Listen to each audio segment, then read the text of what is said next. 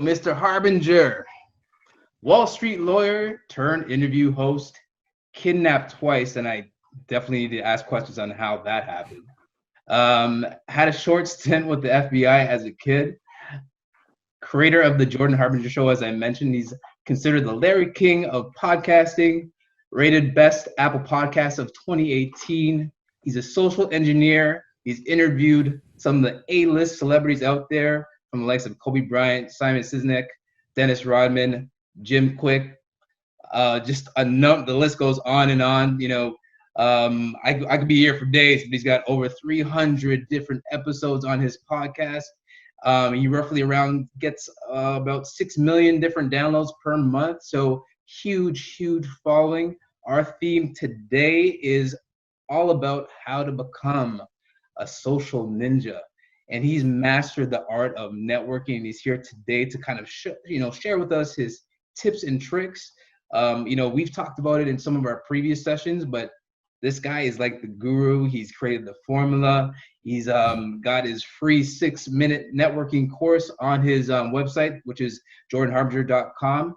And my man is here today. So I want to have everybody give an air high five to Jordan Harbinger. Thanks for having me on, man. It's a fun opportunity to be in my fake studio here with my fake background. I'm using a virtual background because we're moving and it's just chaos in here. So here we go. So what, is there like a moving truck behind you? Is that what's happening? No, just like a closet that's half unpacked. The moving house during a pandemic with a new baby. It's pretty crappy timing, honestly. So that's what we're dealing with right now over here. So the whole house is in some nice chaos. And my home studio was originally spared a little, but not so much anymore. All right, cool. Well, I want to personally thank you for giving us your time, especially during this transition that you're going through right now. So let's just jump right into it. So for people that don't know you, and again, I ask a lot of my featured guests, the typical question. Like, I don't want to ask a typical question in terms of like, what's your story, but I want you to I want this to be exciting. So for example, Netflix comes to you and says, hey, Jordan, you lived an interesting life. And, we want to sign you up to a Netflix docuseries. Can you give the people what that trailer looks like? And you've lived like this interesting life. I don't know what, you must keep Jen on her toes like 24/7. So just to kind of give a brief rundown of what that trailer would sound like, can you let the audience know? Jeez, I mean, I guess if Netflix is coming to me, that we've officially run out of everything else to watch on TV.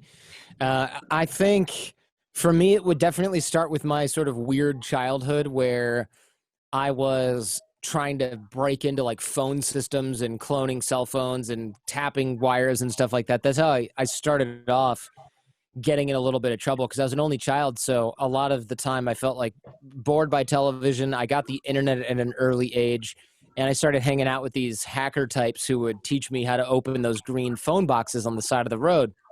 So I'd open those things up and there's little screw pairs in there for phone lines. And I would just like put the alligator clips of the lineman's handset, those like big orange phones that you can make or find or whatever.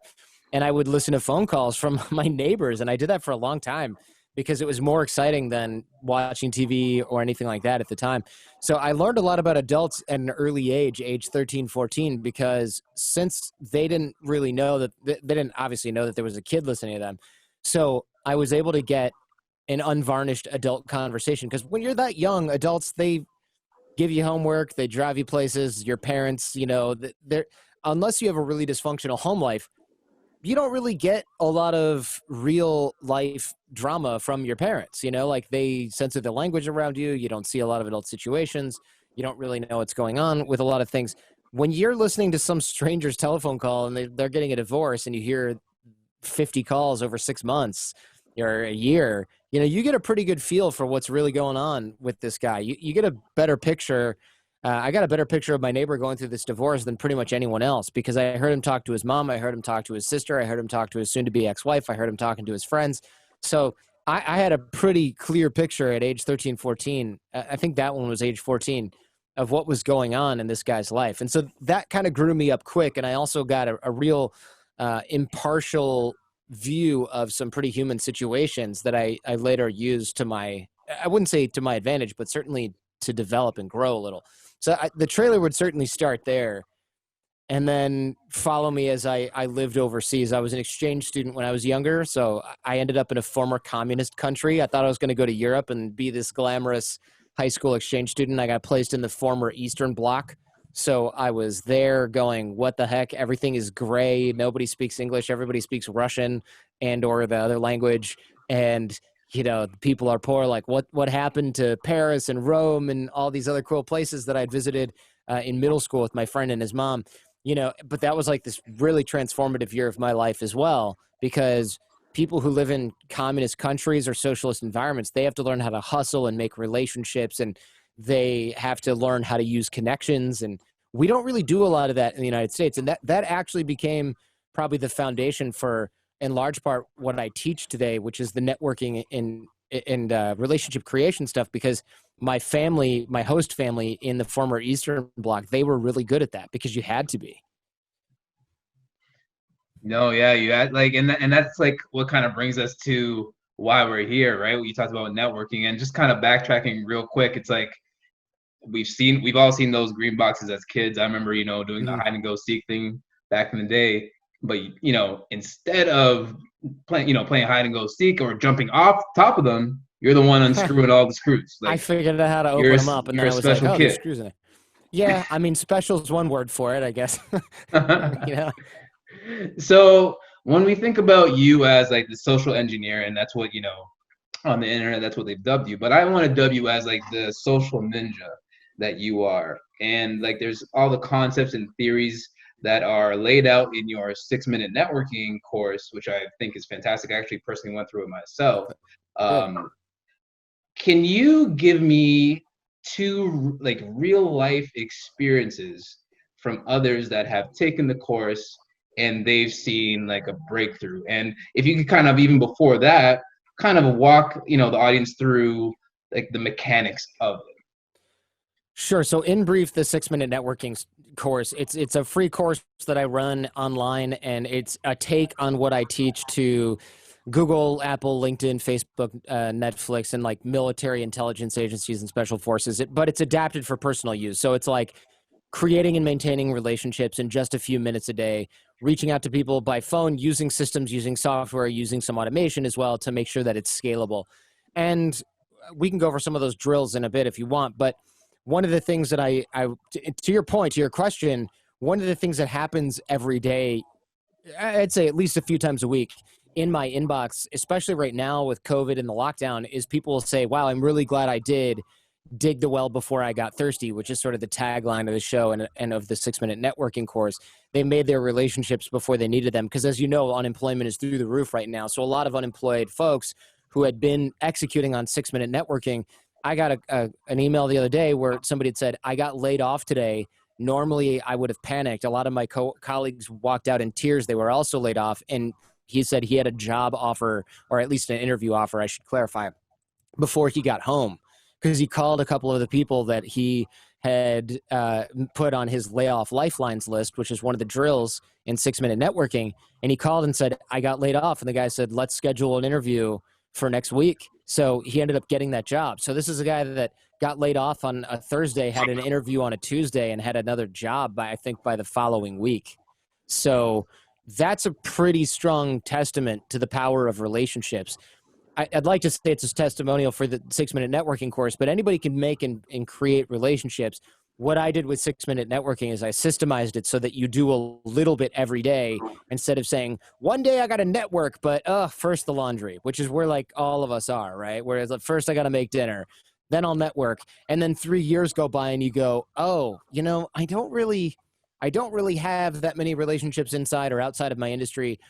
And I think sort of maybe not as much of a testimonial, but a warning sign, I would say, is before COVID-19 last year, let's just say last year in 2019, I had plenty of people going through 6-minute networking at jordanharbinger.com/course and signing up and completing the course. And what we found from a lot of people that didn't complete the course or that signed up and like never logged in is they would say something like, we sent them messages like, hey, what happened? You know, why didn't you log in?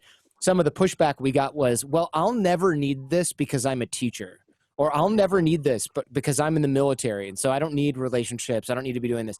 And what those people, unfortunately, a lot of them have found is they're the ones on the chopping block, because the boss is going to let go of the people that he finds are maybe not expendable, but the people that he can afford to lose or can plan to lose.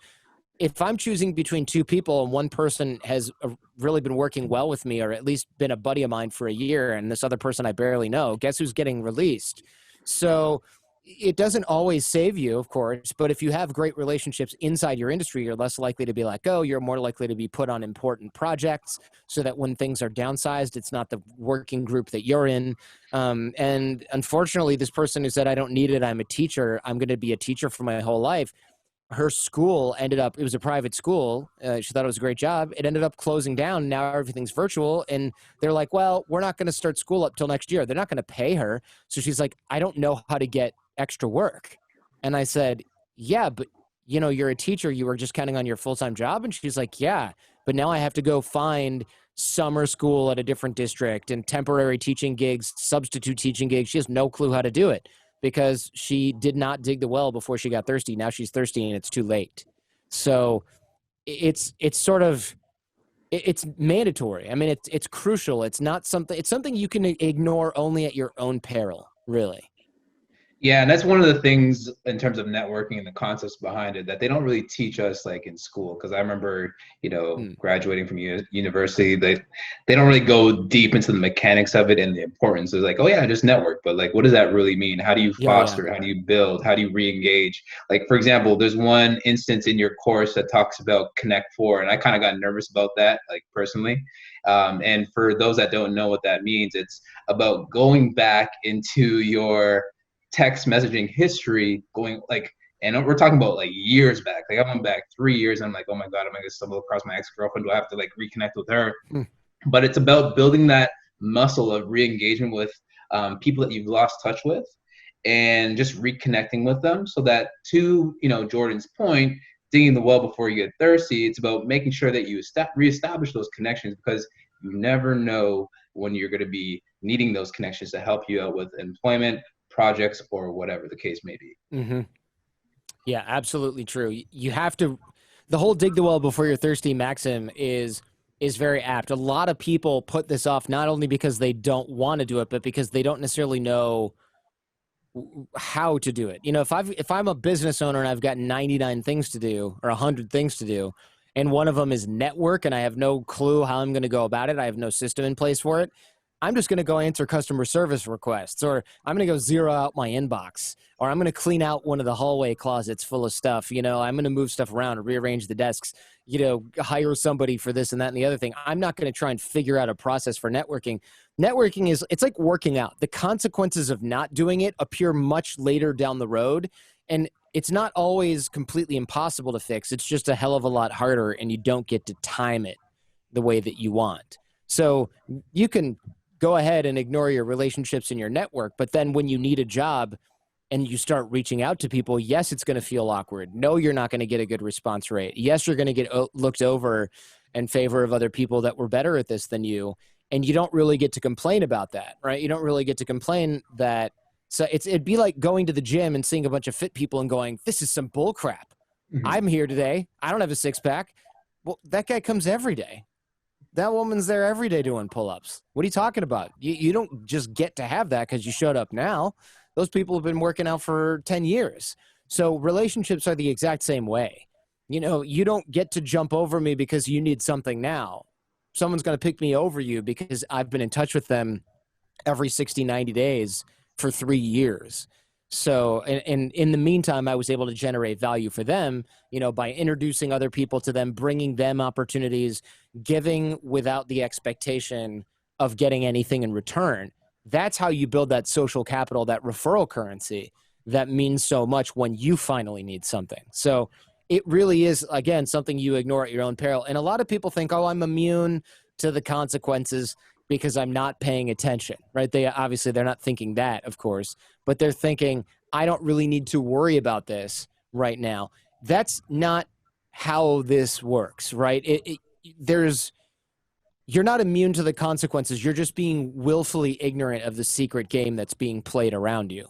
And if that's your strategy, I think we can all agree that's pretty bad. Oh, you hit some key points like social capital, paying it forward, not giving without expecting anything in return. I think that's valuable concepts that we all have to take into account, especially when it comes to networking. Now, this is a nuance for us in our this period of time is history right now when it comes to COVID-19. What do you see? What's your view on the social dynamics that are going to shift, as we come out of COVID-19 and kind of go back into some level of normalcy? Obviously there's social distancing, Mm-hmm. which is one parallel, or I guess one concept that we have to keep in mind. But what other nuances do you see in terms of networking that are impacted by COVID-19 that we have to be cognizant of when we're engaging with people? I think now, well, some of the most obvious sort of surface level stuff is going to be things that you would normally pieces of your personality, I should say, that you could normally convey in person. Like, I'm snarky, I'm a little bit sarcastic sometimes. I have to be very careful not to convey the wrong thing in the other formats that are now available. So yes, video conferencing, I can probably bring across some personality, but if I'm texting or emailing instead of having an in-person conversation with someone in the office, or I'm using Slack, some of your humor, some of the things that you say that you wish other people forget about are not only immortalized in the Slack group or the text conversation, but all the context is gone. And that person is now receiving the message in the context that they're in. So I'll put it in a dating example because it's easier and it's a little bit more fun. So let's say that I'm in a fun, playful mood and I'm single and I'm out and I'm mingling with people in a bar on a Friday night. I can be flirty and fun and ostentatious and say some obnoxious things, and some people will like it and some people won't, and I'm screening people in and out. And then let's say I get 5 people's phone numbers and I'm sending the texts, and the texts are loaded with personality just like I was last night, except now everyone's doing laundry. They're not having drinks. They're cleaning out the garage. Their mindset is completely different when they receive that text and when they receive that communication. That used to be a problem that was kind of unique to certain scenarios. Now we're going to see that all over the place, because if I'm working from home, I'm having a rough day, my kids are bugging me, I'm behind on things, my internet's acting up, and you're in your home office and everything is going completely smoothly. We don't have a shared context anymore. I'm not in the office next door to you where we have the same weather, where we have the same, we had the same bad pizza, catered pizza for lunch. We just got out of the same meeting. We just interacted with the same 5 people. We are in the same area of town. None of that is going to be true anymore. I'm talking with somebody who's in Arlington, Texas now, because that's where our such and such division was, and it's hot there. This person's AC isn't working, and I'm having a great time over here because I'm having a great day and drinking my, Diet Coke after a yoga class, whatever we do over here in California. We are going to have to sort of deal with the fact that there's going to be a great mismatch in communication. And before, you had that problem occasionally on the phone, occasionally in an email. Now it's going to be the norm instead of the exception, I think. No, I totally agree with you. And that's where we have to readjust, and pivot just based on our current climate, right? So I think that's more, highly important. And guys, like, I know you guys are here witnessing this conversation, and, just to keep it interactive, if you have any questions, feel free to unmute yourself and ask Jordan any questions or throw it in the chat. Again, this is an opportunity, just like any other DYOS event. This is an opportunity for us to network, right? So Devin would like to unmute himself and ask Jordan a question, so feel free. Hello, Jordan. How are you? Hey, good. How are you? Very good, thanks. I was just wondering, I haven't taken your course yet, although it looks very interesting, and hopefully I'm not touching on anything you've covered a lot already. No problem. Would you recommend networking in an industry that is not necessarily one's, or an industry or position that is not necessarily one's dream industry or position, but that they could perform well enough at to secure a job during a time when there's a lot of unemployment? Definitely, because networking should not necessarily be done just for what's in it for you. That's great to get something from your networking, from your relationships for you, but it's really going to be about what your new network connections can do for other existing network connections that you have. So let's say that I meet a guy at a party tomorrow, and he's a used car salesman. He sells used Lamborghinis. I will never buy a Lambo, let alone a used Lambo. Right? It's not me. I'm not a Lambo guy, I guess.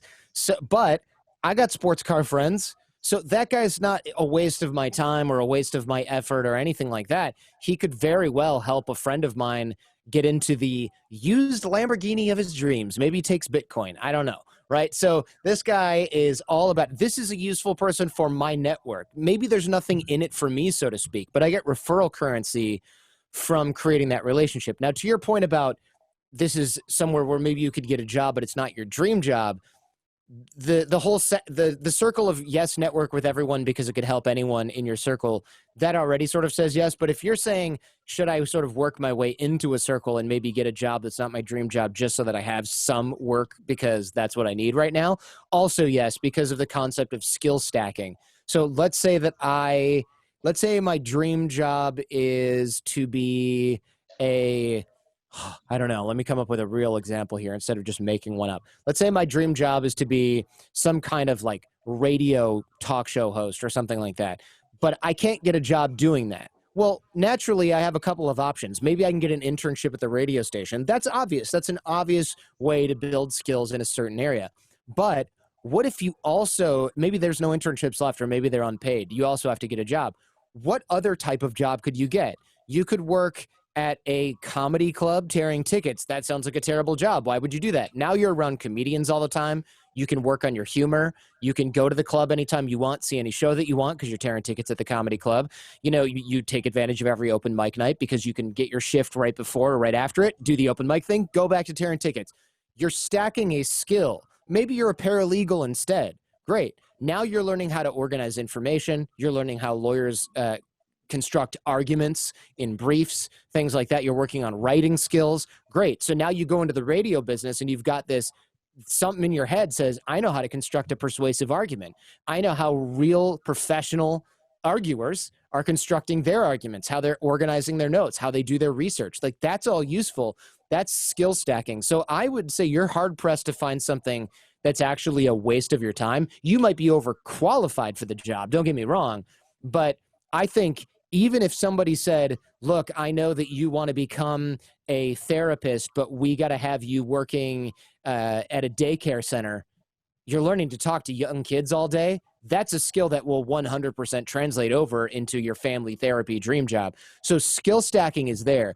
And also what skill stacking does is it doesn't require you to become top 10% in order to make a good living. Like if you want to be successful in podcasting, you got to be in the top 10%, maybe even the top 1% to make a living out of it. That's a tough bar, but you don't have to be top 10% funny and top 10% good on a microphone interviewer in order to be in the top 1% of podcasting. You can be in the top 30% of funny, of American people, whatever, North Americans. You can be in the top 30% of being good with arguments. You can be in the top 30%. It's a lower bar, but since you're stacking them together, the overlap of being, I'm trying to do an overlap, but it's mirrored, so it's really hard to do in this video. You're trying to take funny and overlap it with skilled, and you can do that in a way where the slice of what you are now good at in the top 30th percentile is so rare that there's only a handful of people, because you're stacking all these skills together, that actually have that mix. It would be like taking a blue lens, a red lens, a green lens, and you put them all together and they make that weird sort of brownish dark color. Well, assume those are skills and that color isn't just mud, but is a very, very specific color detectable only with the finest of instruments. That's your skill set. Not many people can speak Chinese and are funny and also have legal skills and also ran a radio show and also are really good at math. But there's definitely going to be a job that is well suited to that maybe even of your own creation. So always stack skills and never think about anything you're learning or doing as a waste of time. It can almost always be parlayed into something else. Thanks, Jordan. That was awesome. Yeah. Thank you very much for that answer. Yeah, you're welcome. Thanks. So Massimo has a question. I know Jordan he has a hard stop at in 3 minutes. I can go I can go for 4.5. It's not going to be the end of the world. So pick whatever question you want. Okay, thank you. We'll do it. Appreciate it. Okay, Massimo, you're up. Hey guys, thanks again. Thanks again, Jordan. It's very helpful. Sure. The question is, when it comes to networking, would you say is the best approach when it comes to having to? Because I'm assuming a lot of people are kind of shy, or a lot of people are like trying to make their place inside of like, okay, well, how would I start a proper conversation without the person kind of not really understanding, like, okay, well, this guy just came out of nowhere. He's in that industry. I have nothing to do with that industry. Like, you know what I mean? Like, it's just, what would be the approach that you would say, as opposed to not, like in the dating world, it's like not to kind of look creepy in that sense. Mm-hmm.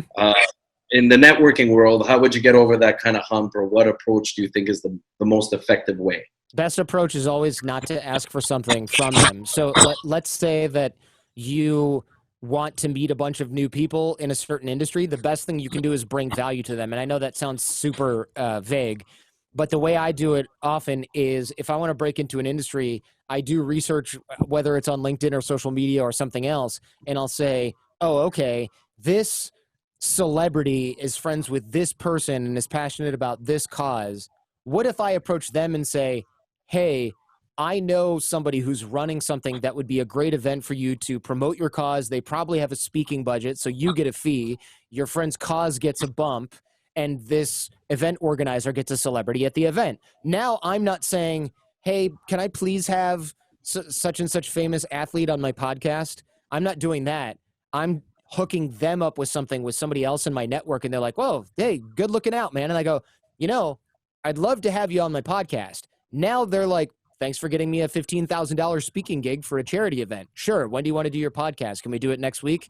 And I've gotten many a guest that way. I got Dennis Rodman on my show before because a friend of his had some book launch and yada, yada, yada. And I just turned it into, hey, now that I've helped you with this, meeting some other folks, is there any way you'd be able to tell Dennis to see if he would be interested in the show? And it's not a quid pro quo. It's not, I will get you this if you get this person for me to do something. It has to be something that works and is organic. And then later on down the line is, you're asking this person for a potential favor. And if the answer is no, you have to be totally okay with it. You can't keep score and be like, wah, I helped you with this thing, now you owe me.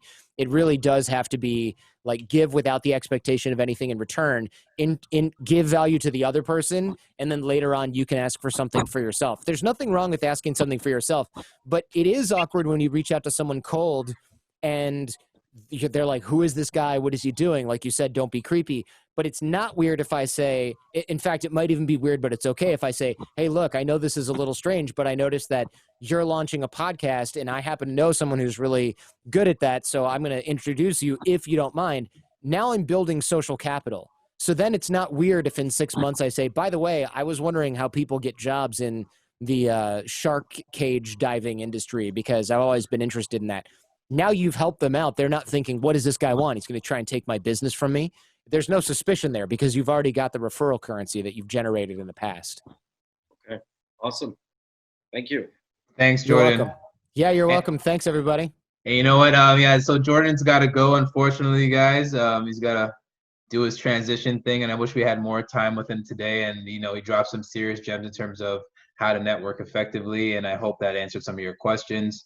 So Shauna and Salim, I'm sorry we were able to get to your questions at this time, but for sure, collectively as a group, we'll definitely help you answer that for you. So Jordan, everybody give Jordan an air high five. We appreciate you, brother. Thank you for coming on today's show, and good luck with the move.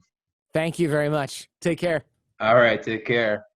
All right, for the rest of you, I'm just going to share one slide. I hope that was helpful for you guys today, because at the end of the day, networking is key. We always say it never stops. You always got to keep on going, get into a rhythm. What I do every Thursday, this is networking for me, right? It's connecting with you guys on a weekly basis. But even before all this, I always had a system in place where I was connecting with at least 5 people a week. If I go to an event, I'm going to make sure that I have a goal in mind. So I will, connect with 3 people minimum that I've never met before my entire life, and that's how I expand the network. There's other tips and tricks that you could do too at those events. Like for example, take pictures of people that you just met and then post it on LinkedIn and then tag them, right? That, in terms of social capital that Jordan's talked about, will increase it big time.